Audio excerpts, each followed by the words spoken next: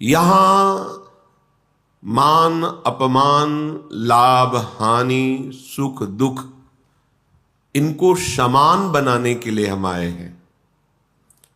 हमें जो प्रियाजू ने यहां बुलाया है वो द्वंद्व विमुक्ता पद में स्थित करने के लिए बुलाया है। अगर हम लाभ में सुखी होते हैं, हानि में दुखी, मान में सुखी, अपमान में दुखी, तो यही तो अविद्या है, यही अज्ञान है। अगर इससे निवृत्त करने का अपने मन में दृढ़ निश्चय हम कर लें तो हमें प्रियाजू ने पूरा का पूरा संविधान परम पद में आरूढ़ करने वाला प्रदान कर दिया है। ये जो हमें संयोग मिला है ये महासुख के लिए है। बड़ी बड़ी सिद्धियां भी माया का नाटक ही हैं। एकमात्र सच्चिदानंद प्रभु में स्थित हो जाना ये महासुख स्वरूप है, यही परम विश्राम है। अविद्या के कारण हमें अनुभव में ये बात नहीं आती। जैसे धूल भरी आंधी हो तो वस्तु का सही दिखना असंभव हो जाता है, ऐसे काम क्रोध लोभ मोह मद मत्सर की ऐसी आंधी चल रही है अविद्या जनित कि हमें सही वस्तु का अनुभव करना बड़ा कठिन पड़ रहा है।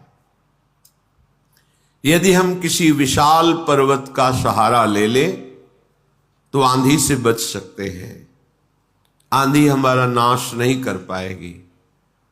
वो विशाल पर्वत की तरह भगवत प्रेमी महात्माओं के चरणों का आश्रय और उनके वचनों के अनुसार चलना, फिर ये कामादि दोषों की आंधी आपको उड़ा नहीं पाएगी, नष्ट नहीं कर पाएगी।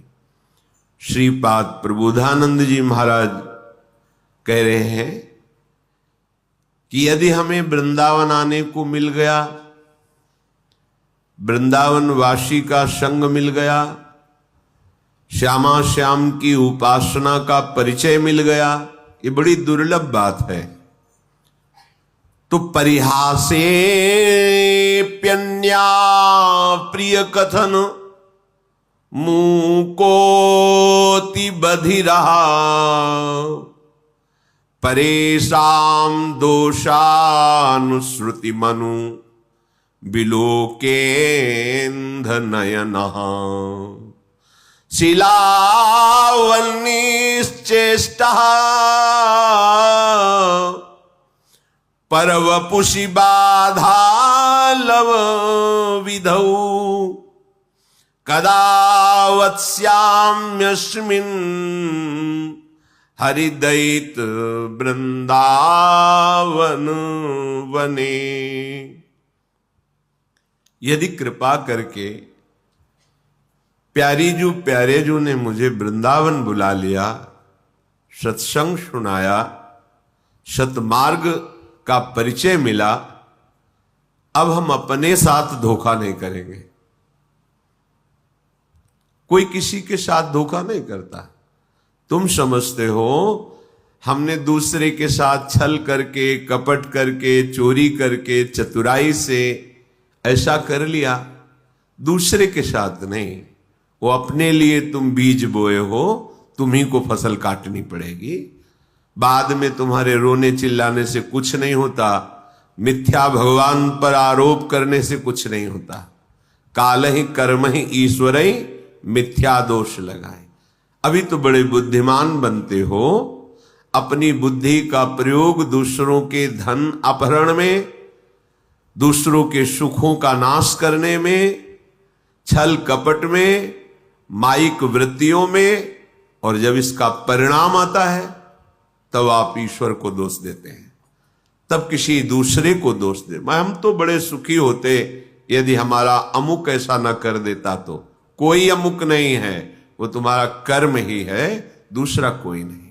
इसलिए यदि दैत प्यारे जू कृपा करके वृंदावन का एक बार भी दर्शन, सत्संग, प्रिया प्रीतम की रसमय उपासना का परिचय तो अब अपने साथ धोखा मत करो।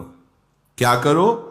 परिहासे प्यन्या प्रिय कथन मूकोति बधिरा। तुम परिहास में भी किसी का अमंगल करने की सोच बंद कर दो, तुम्हारा कभी अमंगल नहीं होगा। दूसरों का तुम अहित करते हो, दुख देते हो, और तुम सुखी होना चाहते हो, असंभव। ये अज्ञान की वृत्ति हटा दो। परिहासे भी, मजाक में भी किसी को दुख मत दो, मजाक में भी किसी को ऐसे कटु वचन मत कहो जो उसके हृदय को छू जाए, हृदय को दुख पहुंचा दे। और यदि तुम्हारा कोई अपमान करके कड़वी बात कहे तो बोले बधिरा, बहरे बन जाओ, सुनो ही मती, नहीं सुनना। जैसे कोई पागल आदमी हमें गाली दे, अपनी कुचेष्टाएं हमारे ऊपर करे, तो हमें ये रहता है पागल है। ऐसे ही त्रिगुणात्मिका माया के द्वारा जिनके ज्ञान का अपहरण कर लिया गया है, सतमार्ग के पथिक की वो अवहेलना करें, निंदा करें, दोष दृष्टि करके, दोष निकाल करके उनको प्रकाशित करें, वर्णन करें, कोई फर्क नहीं पड़ना चाहिए, क्योंकि वो बेचारे पागल हैं। त्रिगुणात्मिका माया अविद्या के द्वारा उनकी बुद्धि मलिन कर दी गई है। इसलिए भगवत मार्ग के उपासक को जब कोई निंदा करे, गाली दे, कटुवचन बोले, तो बधिरा, बहरे की तरह हो जाना चाहिए, हमें सुनाई ही नहीं दिया, ऐसी उपेक्षा कर देनी चाहिए। पर हमारे द्वारा परिहासे प्यन्या अप्रिय कथन, हंसी मजाक में भी किसी का अप्रिय वाणी से अपमान नहीं करना, किसी की चुगली नहीं करना, किसी की निंदा नहीं करना। हमारी कोई करे तो बहरा बन जाना, सुनना ही नहीं। पूज्यपाद शिवड़िया बाबा जी महाराज कहते हैं, जब तुम्हारी भाषा में तुम्हारे को कोई अपमानित करे, निंदा करे, तुम ऐसे सुन के निकल जाओ जैसे विदेशी भाषा में जिसका आपको ज्ञान न हो, और वो फिर आपको कटुवचन अपशब्द कहे, तो आप ऐसे सहज में निकल जाए। आपको पता नहीं क्या बोल रहा है। जब पता हो क्या बोल रहा है फिर भी हमारे अंदर कोई फर्क ना पड़े, तो समझो हम उपासक हैं अध्यात्म मार्ग के। परेशान दोषानुश्रुतिमनु विलोकेंध नयन। जब दूसरे के कोई ऐसे हमें दोष दिखाई देने लगे कि देखो ये तो वृंदावन में आके ऐसा कर रहा है, ये तो ऐसा कर रहा है, या कहीं भी, तो समझना चाहिए हमारे पतन का समय आ गया है। पहचान है ये। परदोष दर्शन, परदोष वर्णन, परदोष श्रवण, ये परमार्थ में पर्दा डाल देते हैं, पता ही नहीं चलेगा अध्यात्म किसे कहते हैं। ध्यान से सुन लीजिए, साधन चल रहा है पर ये असाधन होता है, इसीलिए भगवदानंद की अनुभूति नहीं होती। परदोष दर्शन, परदोष कथन, परदोष श्रवण, ये तुम्हारे परमार्थ का अपहरण कर लेंगे। इसलिए परेशान दोषान श्रुति मनु विलोकेंध नयन। दूसरे के दोष ना तो आंखों से देखने हैं, ना श्रवणेन्द्रिय से सुनने हैं, ना वाणी से कहने हैं। यदि ऐसा करोगे तो तुम्हारा भगवत मार्ग रुक जाएगा। भजन करने से जो भगवदानंद की अनुभूति होती है वो ऐसे उपासक को बिल्कुल नहीं अनुभूति होने देगा। ये बात छिद्रान्वेषण जिसे कहते हैं, परदोष दर्शन, पर चर्चा, दूसरे के दोषों का कथन, पर दोष श्रवण, दूसरे की निंदा को सुनना। हम भगवत मार्ग के पथिक हैं, हमें बिल्कुल सावधान रहना है। ये बात जहां होने लगे, जो व्यक्ति करने लगे, जोर से बोलो राधा राधा और चल दो, उससे तुम्हारा मंगल नहीं होने वाला। उस व्यक्ति से जो परदोष दर्शन करता है, परदोष वर्णन करता है, परदोष श्रवण करता है। श्रीपाद कह रहे हैं शीलावन्निश्चेष्टः परवपुषी बाधा लव विधौ। जब तुम्हें कोई कष्ट पहुंचावे तो पत्थर सरीखे हृदय के हो जाओ, कठोर हृदय, सह जाओ चुपचाप।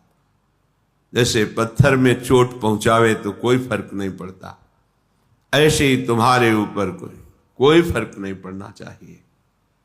ये भगवत प्राप्ति के लिए सहनशीलता अनिवार्य है। तो कोई भी हमें पीट के चला जाए, हम सह जाएं, ऐसे तो बहुत अत्याचार बढ़ जाएगा। नहीं, ऐसे तो कोई हमें पीट के ही चला जाएगा, नहीं। तुम्हारे समीप भगवद आश्रित हो, भगवान का रक्षा कवच लगा हुआ है। करो सदा तिनके रखवारी, जिम बालक राखे महतारी। आपको पुष्ट करने के लिए, परमार्थ का सूरवीर योद्धा बनाने के लिए भगवान थोड़ी छूट दे दें, भले किसी को अपमानित करो इसे, देखो कैसा लगता है इसको। अपमानित किया, वो बहुत दुखी हुआ, रो दिया प्रभु से, फिर प्रभु किसी न किसी रूप में शास्त्र, संतजन, गुरुजनों से समझाएंगे ये तुम्हारी स्थिति ठीक नहीं है, सहना सीखो। जब ये द्वंद्वों को सह जाओगे तब महाप्रेम को सहने की सामर्थ्य आएगी। तुम द्वंद्वों में विचलित हो रहे हो, कोई अपमानित कर दिया, गाली दे दिया, तुम रो पड़े, फिर महाप्रेम को कैसे सहोगे? वो प्रभु तुम्हें समर्थ बनाने के लिए भले किसी को प्रेरणा कर दे, अन्यथा कोई ऐसा पैदा नहीं हुआ कि भक्त का बाल बांका कर सके। वो हाथ उसी समय नष्ट हो जाएगा जिस समय भगवान के जन की तरफ वो अन्य भाव से हाथ उठाएगा। अपमान भावना से राम रोष पावक सो जरई, जो अपराध भक्त कर करे। हमें चाहिए सहनशीलता। अगर कोई हमें कटुवचन कह रहा है, कोई पीड़ा पहुंचा रहा है, चुपचाप सह जाओ। ये भगवान आपको मजबूत करना चाहते हैं, प्रेम मार्ग का शूरवीर योद्धा बनाना चाहते हैं। तुम्हारे हृदय में ऐसी सामर्थ्य दे, सच्ची मानिए। नहीं तो बड़े बड़े महापुरुषों को इतनी सामर्थ्य है उनमें, भगवान अधीन है और उनको भी कोई पीट दे, कष्ट दे दे, ये खुद विधान बनाते हैं। श्री माधोदास बाबा जी समुद्र के किनारे पर्णकुटी में दरवाजे की तरफ पीठ करके, कुटिया की तरफ मुख करके कि कोई भजन में विक्षेप ना पहुंचाए, ऐसे बैठते थे। छोटी सी झोपड़ी थी, तो दरवाजे की तरफ पीठ है और पीछे की तरफ ऐसे मुख किए, निरंतर भजन में। 2-2, 3-3 दिन हो जाते, भोजन के लिए भी नहीं जाते। श्री भगवान करुणा करके स्वयं जगन्नाथ जी अपने भोग की थाल लेकर आए। बाबा, ये जगन्नाथ जी का प्रसाद है, प्रभु ने भेजा है, पालो। हाँ, रख दो, हमारा भजन पूरा होगा, हम उठेंगे, प्रसाद पालेंगे, थाल यहीं धो के रख देंगे, तुम ले जाना। अच्छा बाबा, रख के चले गए। समय हुआ भजन पूरा, तो देखा है तो स्वर्ण की थाल, भगवत प्रसाद, आनंदित होकर पाया और समुद्र में मार्जन करके थाल रख दी। अब वहां थाल गायब हो गई भोग की। किसी ने बताया, हमने देखा समुद्र किनारे पर्णकुटी में वो थाल धुली हुई रखी, माधवदास बाबा क्या। भगवत पार्षद जन आए, तुमने थाल चुराई, पिटाई की? कुछ नहीं बोले। जब भगवान ने भोग प्रसाद दिया तो जैसे उसमें आनंद, ऐसे भगवान के पार्षद धक्का मुक्की करके पिटाई करे, उसमें आनंद। किसने के? उनको ये समझ नहीं है कि ऐसे एकांतिक गर्भगृह से भोग की थाल भला बाबा के, और अगर ले जाते तो सब बाहरी तो बैठे थे ध्यानस्थ कि भगवान भोग आरोग रहे, पार्षद बैठे हुए चिंतन कर रहे, पर वहां प्रभु पिटाई करवाना चाहते थे। नहीं, किसी की ताकत है कोई छूले भक्त को, क्यों करवाना चाहते? अपने भक्त को मान रहित, देह भाव रहित, हृदय में ऐसा महान पुष्ट भगवत प्रसाद पा रहे हैं, भगवत पार्षदों से पिटाई, दोनों समान। इसीलिए भक्तजनों के साथ कभी कभी ऐसे बर्ताव हो जाते हैं तो उनको ये नहीं सोचना चाहिए कि कहां गए भगवान, रक्षा क्यों नहीं की। वो चाह रहे हैं तुम इतने सहनशील बनो, तुम इतने महान हृदय वाले बनो। हमें तो पीड़ा हो रही है और हम महान हृदय वाले बने, हमारा तो अपमान करा दिया, फिर तुम शरणागत किसके हुए, समर्पण तुम्हारा किसका हुआ। ये शरीर जड़ है, इसी में तदात्म होने के कारण दुख सुख का, जन्म मृत्यु का ये महान बंधन प्राप्त हुआ है। भगवान कृपा करके इसी तदात्म को मिटाते हैं।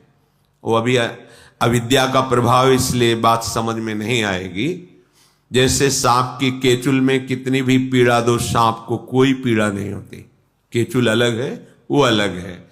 ऐसे ही आत्म तत्व में ना तो किसी दिव्यास्त्र का, ना किसी अग्नि आदि का प्रभाव होता है, क्योंकि वो दिव्य स्वरूप है। नैनम छिन्नन्ति शस्त्राणि, नैनम दहति पावकः, न चैनम क्लेदयन्त्यापो, न शोषयति मारुतः। ये हमारा स्वरूप है।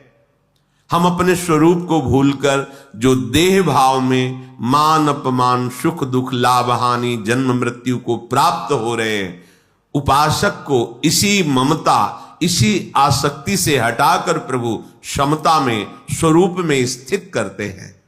वो जगत गुरु हैं, वो सर्व रूप में हैं, वो काहे को हमें कष्ट देंगे, हमारा माना हुआ भ्रम नष्ट करते हैं। सच्ची मानिए तो श्रीपाद कह रहे, शिलावन निश्चेष्ट पर वपुष बाल लव विधो। जैसे किसी पत्थर पे चोट पहुंचाए तो कोई फर्क नहीं पड़ता, ऐसे ही उपासक को होना चाहिए। श्री अनंग बोधाश्रम स्वामी जी महाराज फतेहपुर जिला में अश्विनी घाट गंगा किनारे बड़े महापुरुष थे। जब से गुरु जी ने संन्यास दिया था, गंगा जी की रेती के सिवा कभी ऊपर नहीं चढ़ते थे। जहां संन्यास दिया था बस वहीं, वैसे ही दिगंबर जैसे संन्यास दिया गया था, निर्वस्त्र संन्यास दिया जाता है। गंगा जी में खड़े करके बड़ा करुण प्रसंग होता है। आपका कौन? तो गंगा में हाथ उठा के, तो भगवान नारायण के सिवा कोई नहीं। इसी बात को आज जीवन निर्वाह करना होता है, नारायण के सिवा कोई। फिर वो व्यवहार रक्षा के लिए लंगोटी और अचला आदि देते हैं। उन्होंने मना कर दिया, गुरुजी जब एक बार उतार दिया अब दोबारा जीवन में नहीं धारण करेंगे। दिगंबर ऐसे वो भी कभी कभी, जैसे एक वकील साहब थे, उनके यहां रोटी बटती थी गरीबों को, सुबह कभी कभी लाइन में खड़े हो जाते थे, प्रच्छन्न वेश, जटाएं, नंग धड़ंग। अब 30 किलोमीटर चल करके गए। अब वहां नौकर लोग थोड़ी पहचानते थे कि इस उच्च कोटि के ज्ञान संपन्न महापुरुष, जिनको धर्म सम्राट करपात्र जी भी साक्षात ब्रह्म अनुभव करते हुए साष्टांग दंडवत करते थे, बेलाइन में ऐसे घुस जाते, वो धक्का मारते, फिर और जगह से घुसते, 2-3 थप्पड़ मारते, पागल है, लाइन में पीछे खड़ा हो। 2-4 बार ऐसे पिटते, जानबूझ के चेष्टा करते।